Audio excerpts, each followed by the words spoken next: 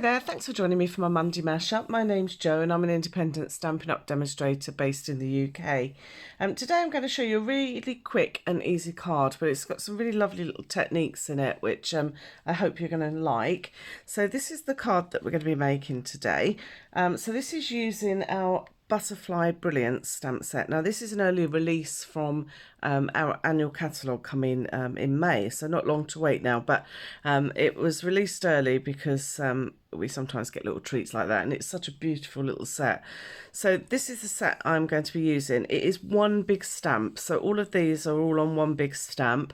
You can stamp them individually, obviously, through masking techniques and various other things. I've done some other videos on that, but today we're going to be using it in its entirety.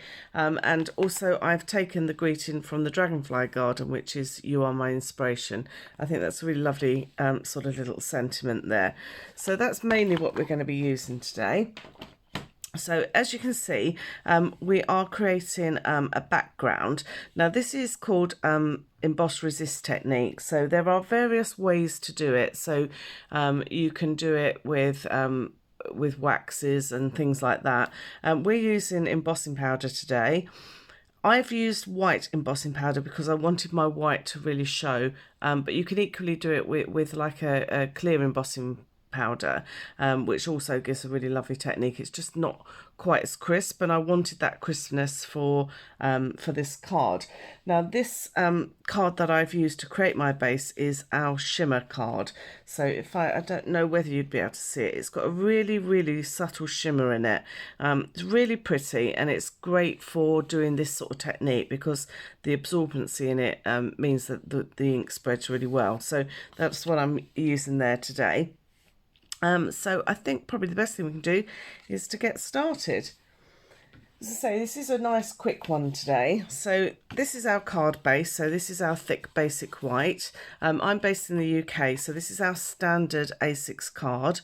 So this measures 14.85 high, and this is 21 across, scored at 10.5 to give us our base card. I then have my shimmer piece, which is the piece that we're using on top, and this is 2 centimeters smaller than my card front. So this is 8.5 centimeters by 12.85, and then I've just made the black just that little bit bigger. I think I went about 4 millimeters so that I get a nice sort of 2 millimeter sort of border around the edge. I wanted it to be quite thin because I wanted it to not be the showcase, so to speak. Okay, so that's all we're going to need as far as the card's concerned. I am going to be using my stamp artist today. I'm hoping the light's not going to catch on the top of this too much. Because this is such a large stamp, we have got a block that will obviously hold this stamp, but it is quite difficult to handle, in all honesty. If I use it on a block, what I tend to do is to ink it that way, and then I would actually take my card to it rather than the other way round. But if you have a stamp artist or some kind of platform, then this is a great sort of method to use. So I'm just sort of lining it up roughly so I get a little bit of all the butterflies on there. I'm not too worried about exactly where they're going to be because they're all sort of hickledy-pickledy anyway. So I'm going to be using Versamark ink. So the first thing I'm going to do is to ink all my butterflies. I want to make sure that they've got a nice covering.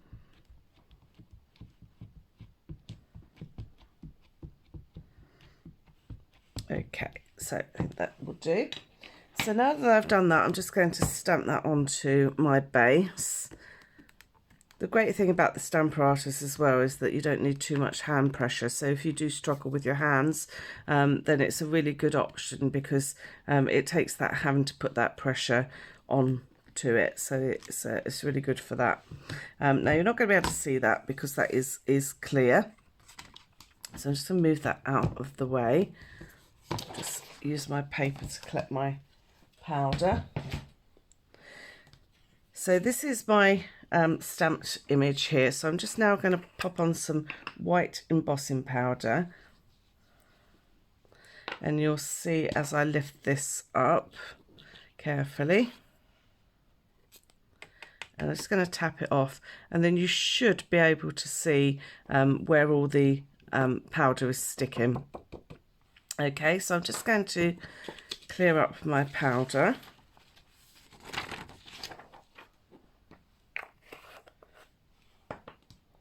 And then I'm just going to quickly heat set that.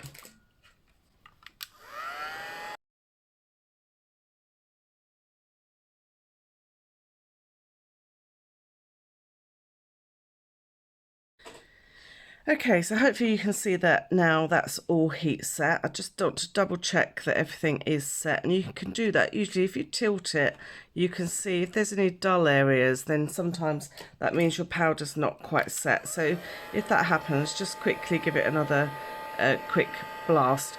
What you don't want to do is to heat it too much, because what happens then, it will disappear into the card and it becomes like sort of oily almost. It will disappear and it go really flat and dull. So just sort of bear that in mind. So you just want it nice and set, and once you're happy that that's set, then we're good to go. So on here I've just got a spare piece of acetate. You could use a block, you could use anything you wanted to for this really. I've just got that there because I can use all my colours together.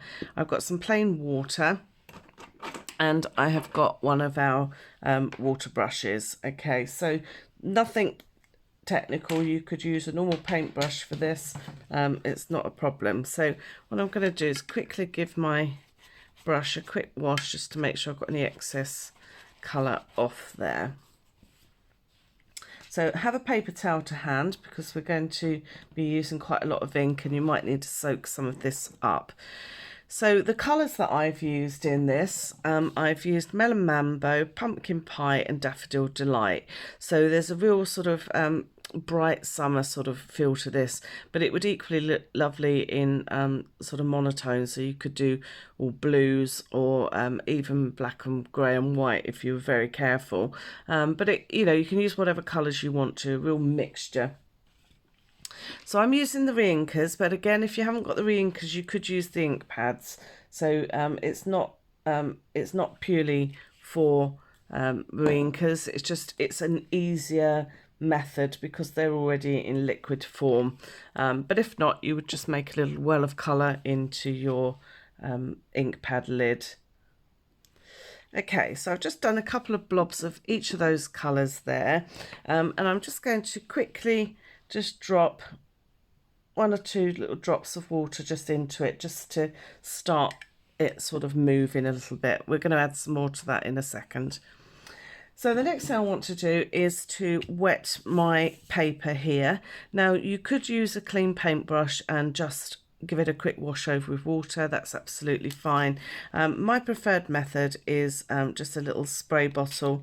So I'm just spraying to give a layer of wetness onto my card, and it will start to curl, but don't worry about that. Okay, so what I'm going to do first of all, I'm going to start off with my yellow, and I'm going to mix up this here, and because this is already wet, as I add it, it will automatically start flowing over it. Now if you like it darker in certain areas, you can just sort of dab over the top, and you can add or take away as you please. Now you could colour your background and then emboss on top. The reason I don't do it that way is because I like these little sort of balls of colour to appear, because that adds the texture to it. So you wouldn't get that if you did the embossing over the top of a painted background. So that's why I like to do it this way, just so that it sort of, the ink will sort of congeal in these little gaps and it will start really coming together. So that's my yellow one. So now this is my pumpkin pie. So I'm going to do the same. Now I want my colours to meet, but I don't want them to become too sort of entwined with each other. That I want them to sort of meet and mix, but I don't want them to be too obvious. I think what I'm trying to say is that if you used something like browns, or you used sort of greens and blues, you could very easily create a brown colour as opposed to sort of the lovely vibrant colours which we're trying to achieve. So just try and sort of not mix them too much. Okay, so that's the pumpkin pie. Now I'm going in with the melon mambo, and notice I'm just sort of just giving it a light wash over really. I'm not sort of forcing it down. I just want it to, as I say, just mix very lightly with my colours. These won't create brown because they're all of a similar sort of tone, so just, you know, don't worry too much about that. Okay, so once you've done that, if you want to soften those edges, you can add some more water. Now this isn't watercolour paper, so do just bear that in mind, because if you've got watercolour paper then you can keep adding and it won't matter. This will eventually break down if you add too much colour, so just, you know, just bear that in mind. Okay, so I'm going to move this out of the way for a second. I might need it in a moment, but we'll see. So I'm just going to pick up and clear up. It's not that messy. If you use it onto a surface that you can easily wipe, then it's absolutely fine. Now what you could do, if you wanted to, if you've got little pools of colour like here, you could start sort of lifting some of that colour just with the edge of a tissue. If you quite like the way it all sort of bubbles up, then that's absolutely fine as well. You can leave it and let it dry naturally. What I'm going to do today is I'm going to speed it up with a heat gun, just purely because I want to get on with the demonstration. So I'm going to pick this up again and I'm just going to heat it directly onto my tissue, and you'll see the colours start to move around a little bit.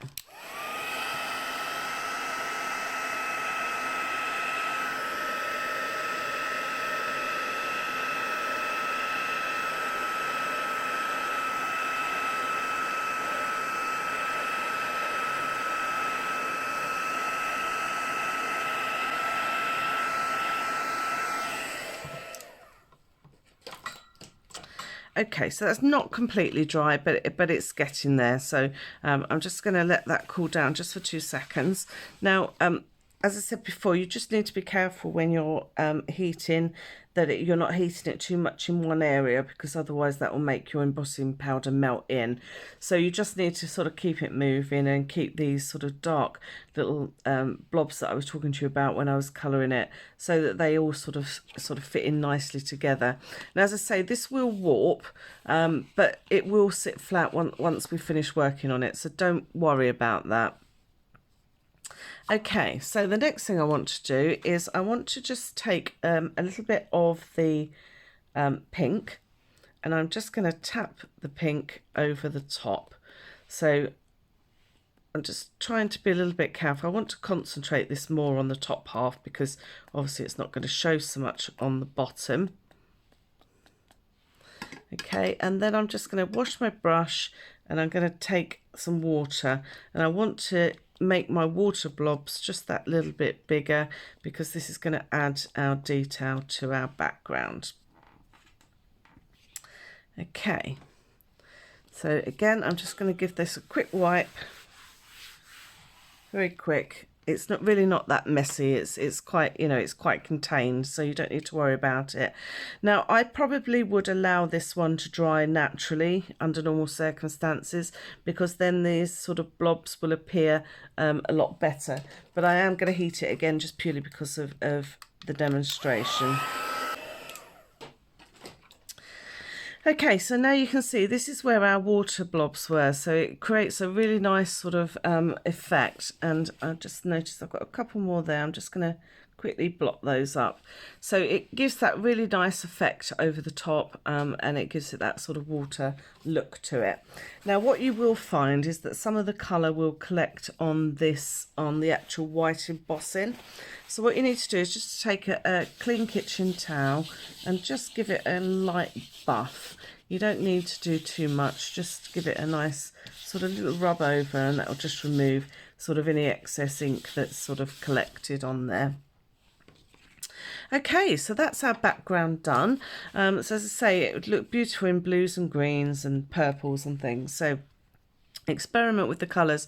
You know, it's a piece of cardstock in the end, so you can just play and sort of see what you like, really. So if I bring my card in, what I'm going to do first of all is mount this onto my black card. As I say, you can see it's still quite warped at the moment. So when I'm gluing this down, normally what I would do is just do a quick sort of glue in the centre. But because it is warped, I'm going to give it a quick glue just all over the back so that it gives it that opportunity to sort of stick at every point, basically. I'll just hold that in place. As I say, if you're making this at home, then you can just allow it to dry naturally. You don't have to sort of necessarily speed up the process, but it's just for the purposes of the video that I've obviously sped that up. So the next thing I want to do is to add some twine to this. So I'm just using our linen thread. So this is our linen thread. It comes on rolls these days. So what I'm going to do is I'm just going to add a little bit of tape to the back of my card here, just to hold the twine in place. You don't have to do this, but again, I just find it makes it so much easier if your twine is held nice and still whilst you're trying to tie a bow. So I'm just adding a little bit either side, and I'm just going to take the backs off my tape. It's very static.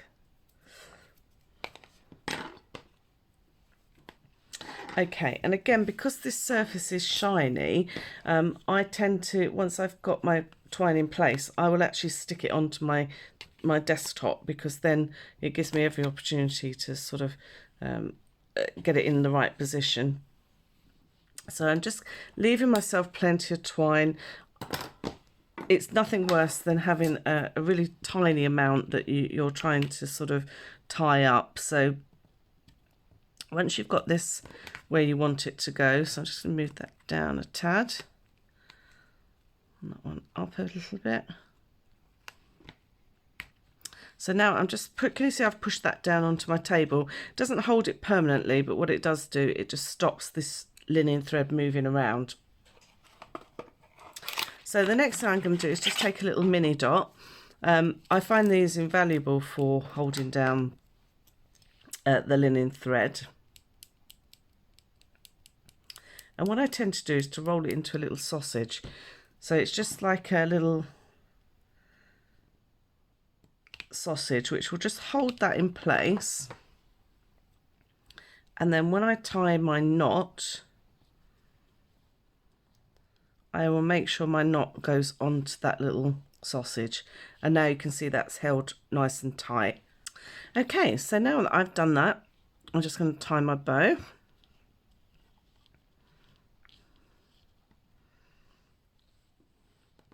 As I say, give yourself plenty of linen thread, because there's nothing worse than struggling to tie a bow with the ends not long enough. And this twine, because it's been on the roll, actually sort of has a natural sort of curl to it, so you do have to sort of play with it a little bit. I usually run my nail along the edge of it just to straighten it, but I didn't do that this time, but not to worry. So just cut the ends off. As I say, this will sit down in a while. If it doesn't, what I do is I add the tiniest little bit of Tombow just to the ends, and then I can hold it in place. But you'll find it will naturally sit down after a while anyway. So I can gently lift that off now, and I'm going to attach this to my card using dimensionals.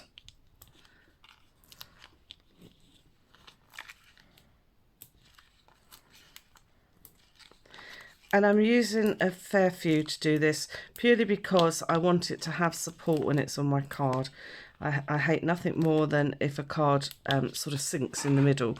So I just always make sure that I've got plenty on there just to give it support, especially if it's going through the post in case it gets squashed. Okay, so there's my card base. So I'm just going to open that up and position my card front. There we go. So then the last thing that I did was added my little greeting, and I thought this little greeting is really lovely. So this again is heat embossed.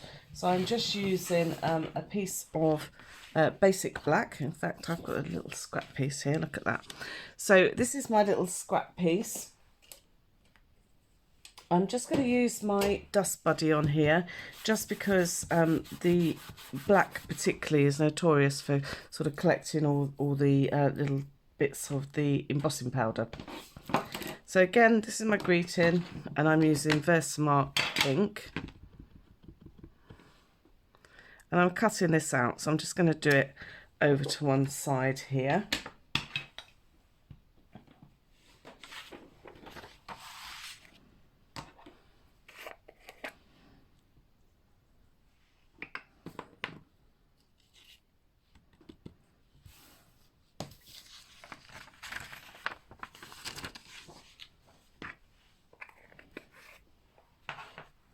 So I'll just now quickly heat set that as well. Okay, so I'm just going to fussy cut this little greeting. You could make a little banner or something if you wanted to, but I quite like little greetings like this, just fussy cut out.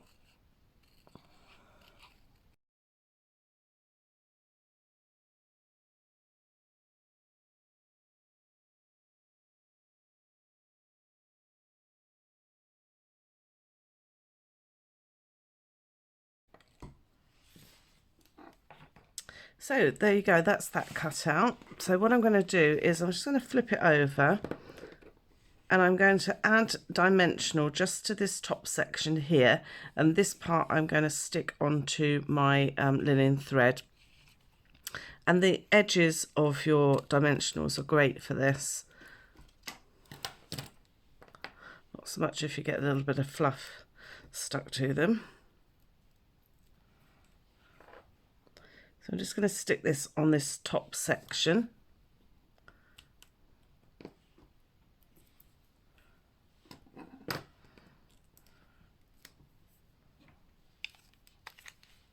And I'm just going to add some glue to this bottom here.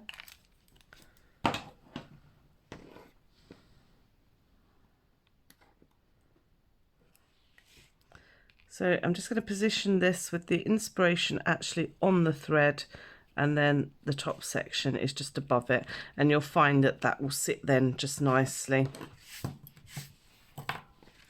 So there we go. So that's our simple card today.